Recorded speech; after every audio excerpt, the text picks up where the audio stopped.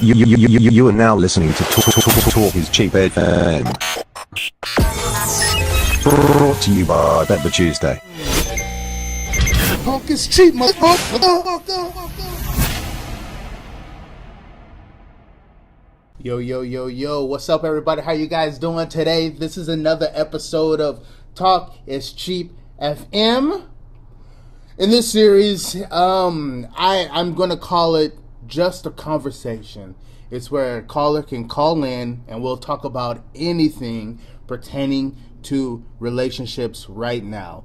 It might spread to some other shit later on in the road, but right now I just want to focus on relationships and everything like that. So we're just going to hop right into it. Hold on, let's see if the caller's online. Hold on. Yo. Hello. You still there? Yup. Hey, okay, all right. Let me make sure I got everything going on here. All right, yeah. Tell everybody who you are and what we're going to talk about, and we'll get right into it. Hi, my name is Hale.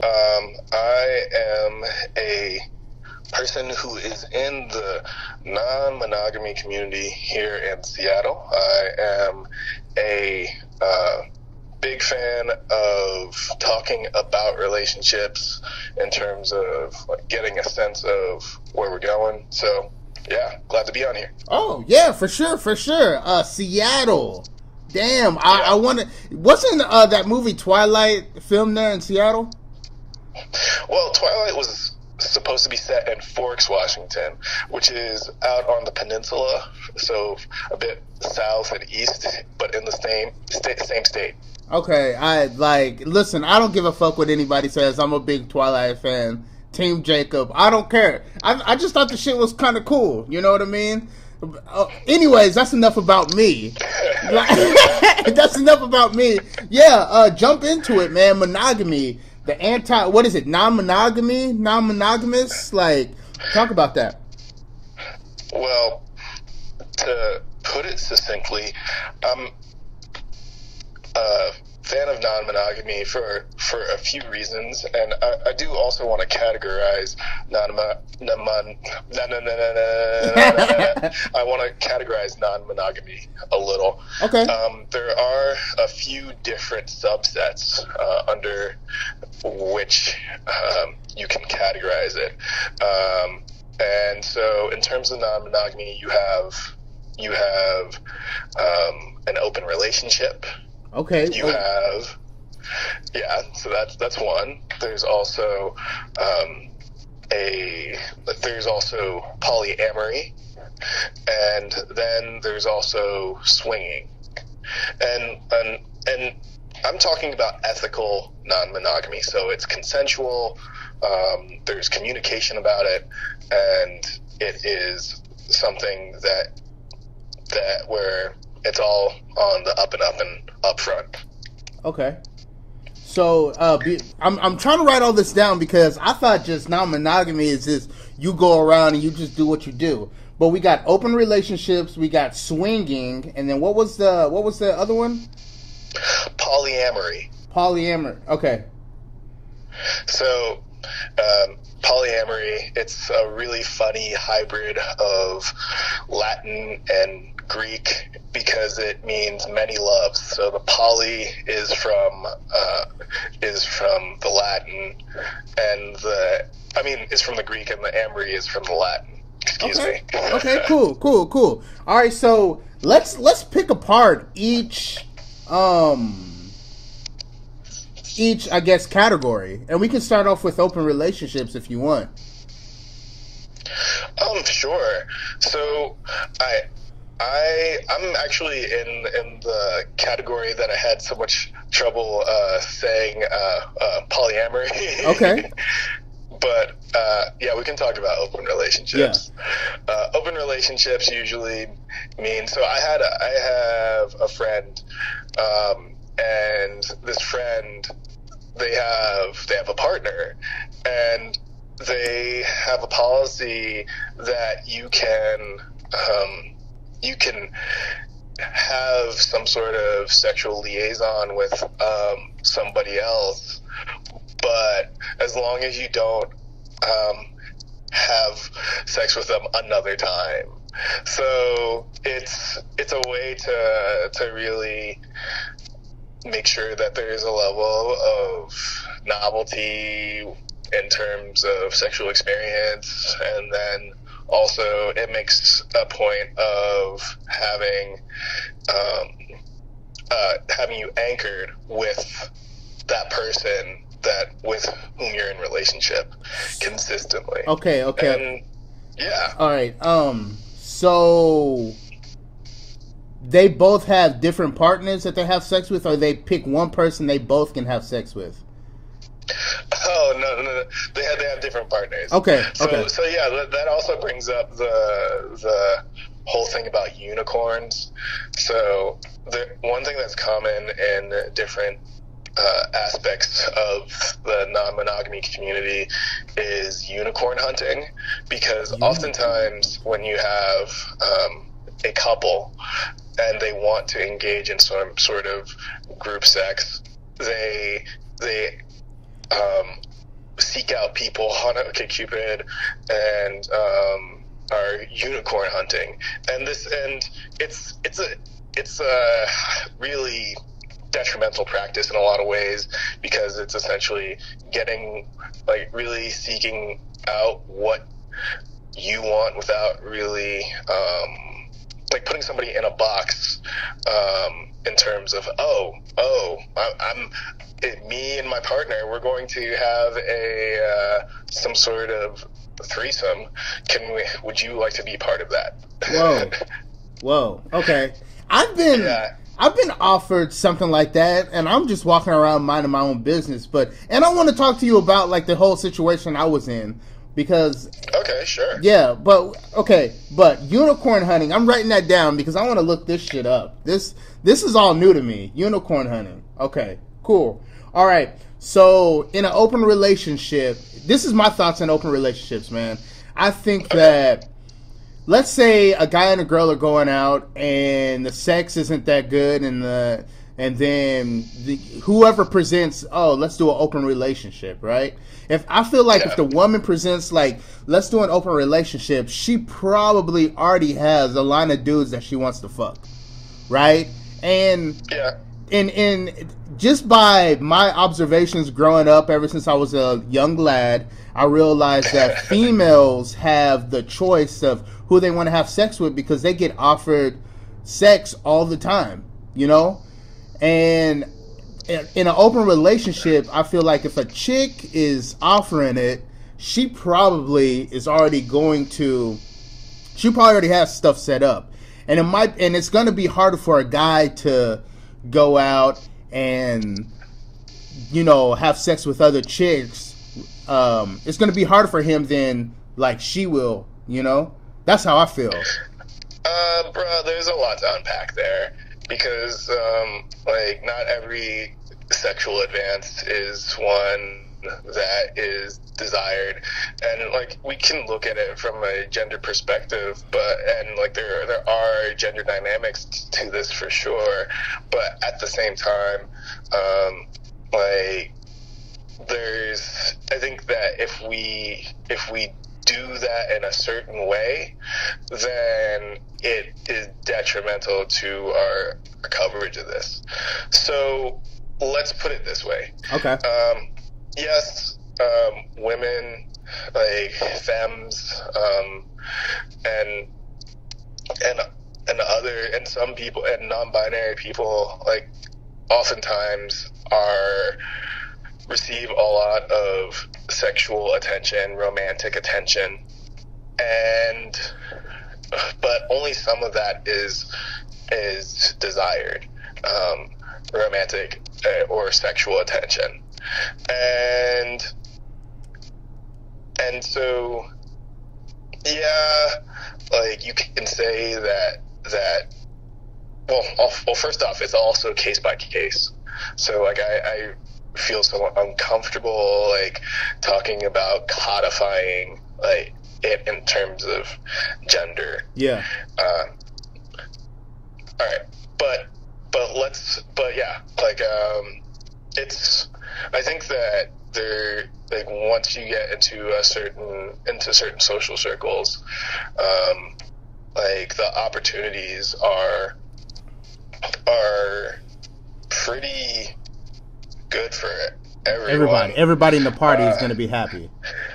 Because I think because the most important things, oftentimes in these social circles are first of all consent. So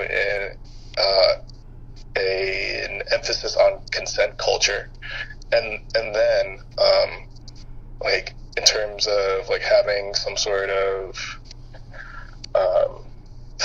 connection, you know, like, you don't know who you're going to have a dynamite connection with sexually, necessarily, unless you try. Yeah, for sure. That's oftentimes the case. Like, you will surprise yourself oftentimes, and so, and especially if you're at the beginning of this journey. Yeah. And so yeah, like, if you find somebody with whom you have some sort of mutual connection, then yeah, that's great. I think the hairier element that can happen is when you have one person from a couple suggest non-monogamy after having cheated. Ooh, because whoa. Yeah. And I hear about that often. Yeah, talk about that. Whoa. Yeah. Like, it's hard because, like, what is the foundation for your relationship and also for this new direction? Yeah. Like, if it doesn't start from a place of trust, then it's really, if it doesn't start from a place of trust, then I don't know how much it can hold up. But again, this is more observational than, like, firsthand. Yeah. Like, I'm more of a solo poly person. I didn't start with a partner, like a particular partner to whom I was anchored. I don't have a relationship hierarchy per se. Yeah. So I'm solo dolo in my journey.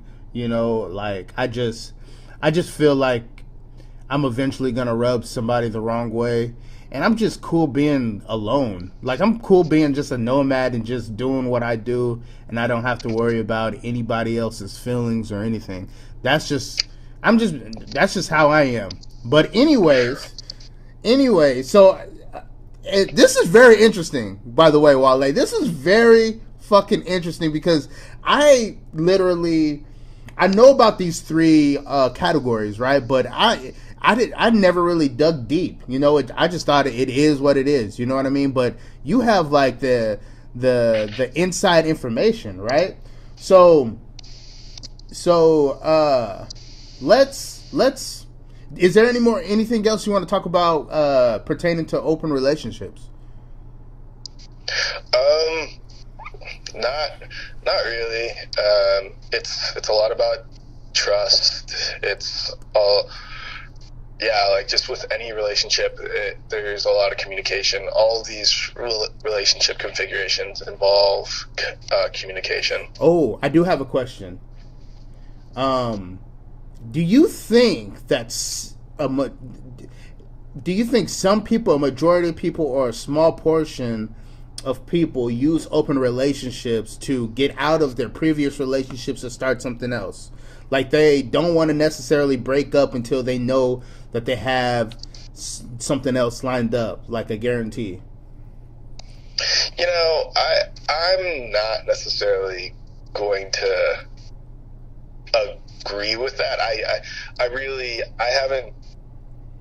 haven't seen that. yeah, I just haven't seen that. Like, there's some people I know who are in open relationships or who have hall passes so that they have permission to Wow.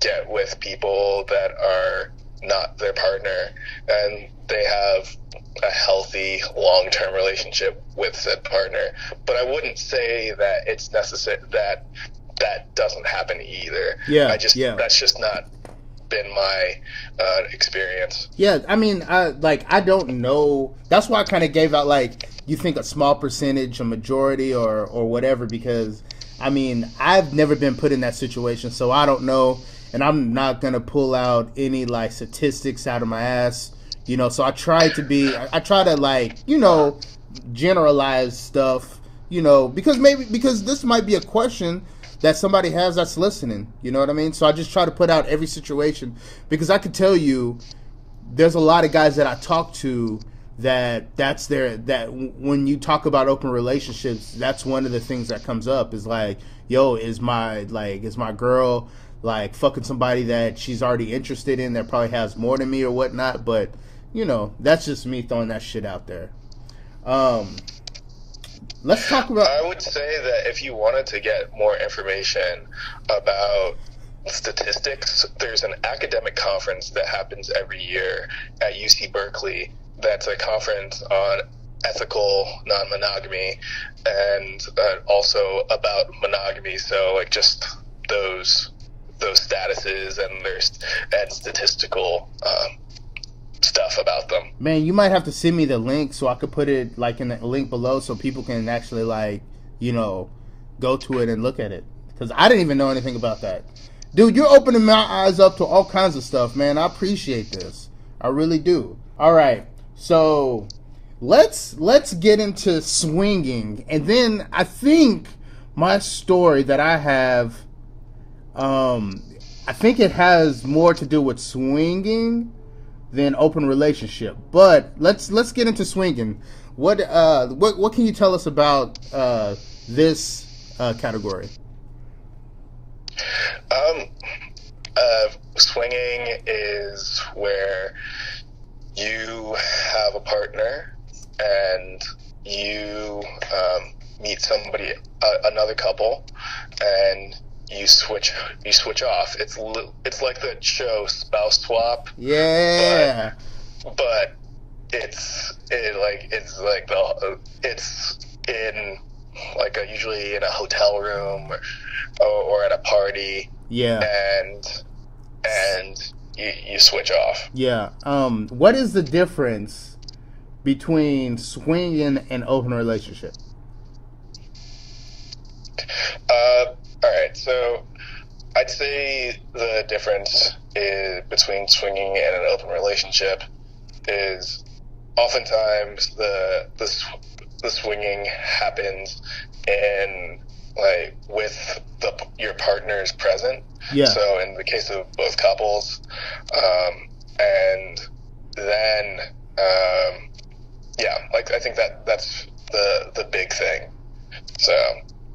And like also with swinging, like maybe you'll have somebody that you see regularly, more regularly. Yeah. So yeah, which isn't to say that open relationships don't feature people that you see more than once, but like that's my general distinction.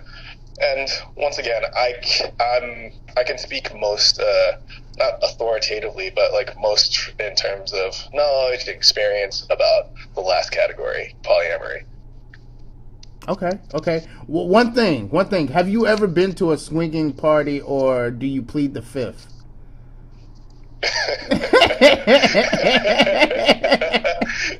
Yo, man. I mean, I've been to parties that were I will plead the fifth. Okay. So check it. I've been to parties where it's nothing but sex going down, and I'm just like, yo, what? Like, what is this? Wow, this is crazy. This is some crazy shit. But here's my story. right? Okay.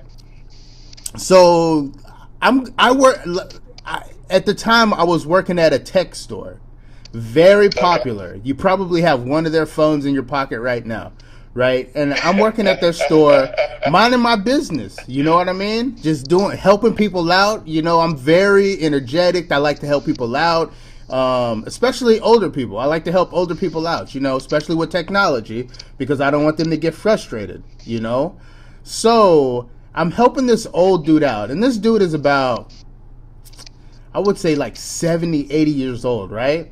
So we're in the corner of the store, and I'm helping him out. I'm walking him through his new phone and everything like that. And he basically tells me, like, hey, you know, what kind of pornos do you like to watch? And I'm like, what? I was like, well, just regular ones, I guess. I don't know, just regular stuff. And he was like, well, I like to watch, like, pornos where, like, black dudes are fucking white wives and stuff. And I'm just like, okay. Oh my god. No, this is serious, bro. Like some hot wife stuff. This is serious. And I'm like, okay. And he was like, yeah, there's nothing like seeing, like, a black dude, like, you know, having sex with, like old white, I don't know, like a white girl or white chicks or whatever. And I'm just like, okay. And at this point I'm getting like, is he opening up to me because, like, we're men? You know what I mean? But then he was like, let me, he wanted to see my penis. And I was just like, yo, like, I was like, yo, I gotta go. I walked in the back. I sent somebody else out to help him out or whatnot. And, like, amongst all these conversations, like, he wanted to get my number. He wanted to watch me have sex with his wife, which I didn't get a chance to see his wife. I didn't know if she was old or young. She was probably young because this is in a real bougie, like, old money area, right? And you know how they roll. You know, when you're rich and shit, you can have sex with usually younger females you're having sex with or whatnot, or younger people or whatnot.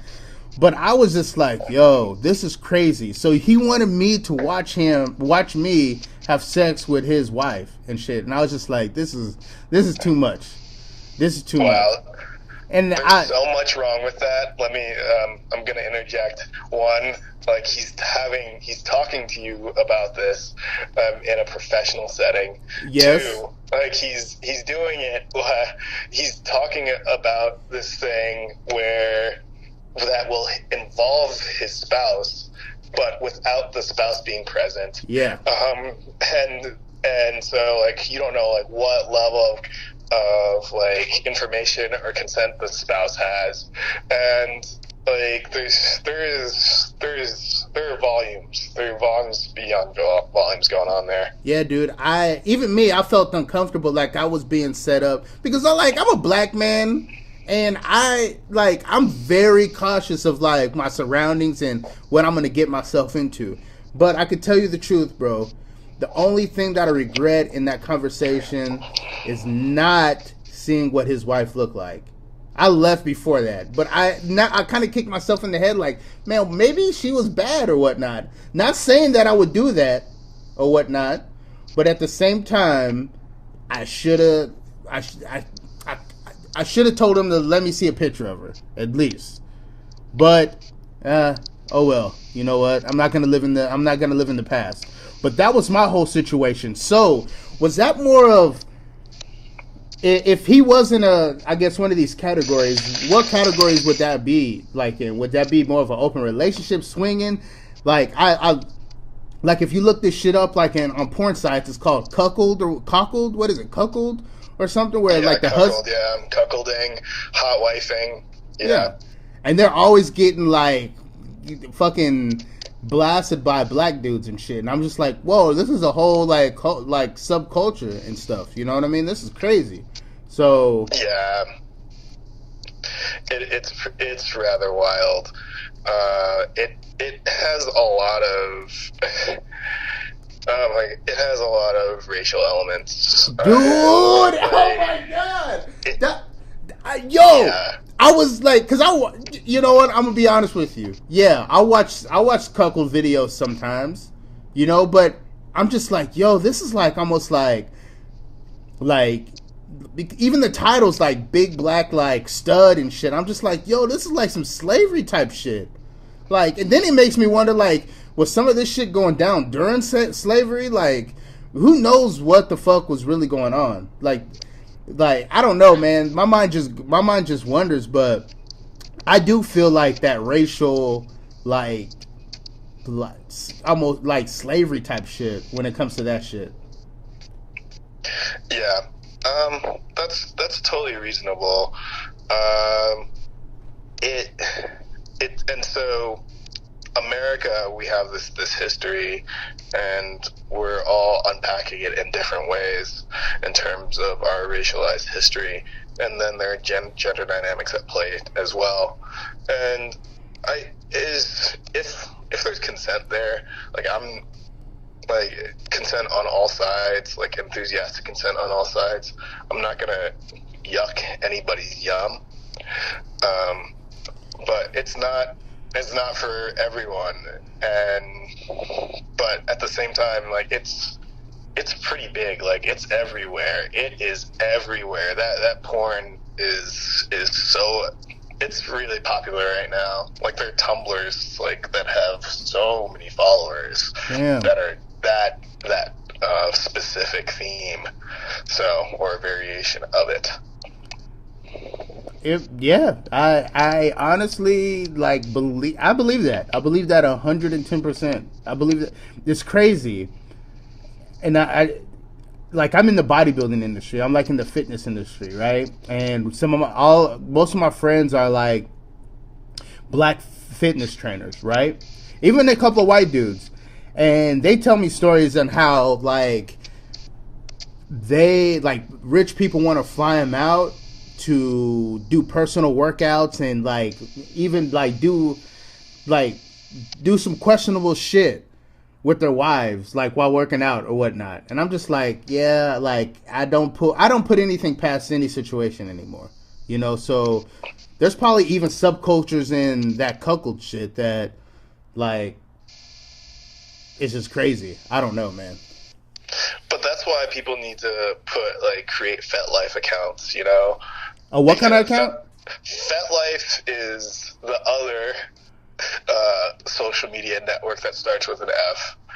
And it basically is a place where people seek out other people for BDSM, for kinks, for swinging, for hot wifing, cuckolding, stuff like that. Whoa! And so it's a great way to it's a great way to connect with a kink community in a particular city. So they have calendars for events in different cities. So it's cool. It helps destigmatize this stuff, and it's great to see that it's like this big, vibrant community of people who want to do all sorts of things that might be tabooed in today's society. Yeah. Because I know, like, I feel like I'm not into any real crazy shit. I've done a lot of stuff, but like I know, like, humans, like we just do, you know, stuff that doesn't seem normal sometimes, you know what I mean? And I kind of watch out for the people who are a little too normal, because I'm like, yo, you might be into some crazy shit. Like, you're acting like way too like your whole background is so clean that it's questionable, you know what I mean? But that's just kind of how I look at it. I don't know. I might just be talking. Who knows? It's important to have a level of transparency. Like, when you're in these communities, it's important to speak. There's so much to talk about here. Hold on a second. Let me organize my thoughts a little. Okay. No. Take your time, man. This is very interesting. All right. So people have to maintain certain levels of privacy. Do what you can to stay safe. I think that's important. I think that it is important to be selective about the company that you do keep. You want to, like, if you want to be part of a group, you want to see that it's that consent is being respected, that it's a place that's safe for everyone, and of course that takes time, but yeah, and sometimes it's good to just for like the first 6 months or a year or so of being in a community, just observe and like see what the norms are, because every community has a different set of norms, and you want to properly adhere to them. However, like ideally,